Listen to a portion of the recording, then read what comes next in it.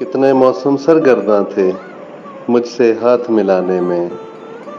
मैंने शायद देर लगा दी खुद से बाहर आने में। एक निगाह का सन्नाटा है, एक आवाज का बंजरपन। मैं कितना तन्हा बैठा हूँ गुर्बत के वीराने में। आज उस फूल की खुशबू मुझ में पहम शोर मचाती है, जिसने बेहद उजलत बरती खिलने और मुरझाने में। एक मलाल की गर्द समेटे मैंने खुद को पार किया।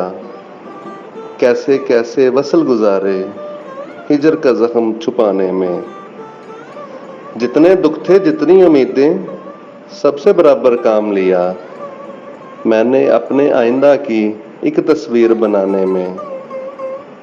एक वजाहत के लम्हे में मुझ पर ये अहवाल खुला, कितनी मुश्किल पेश आती है अपना हाल बताने में। पहले दिल को आस दिलाकर बेपरवाह हो जाता था, अब तो बिखर जाता हूँ मैं खुद को बहलाने में।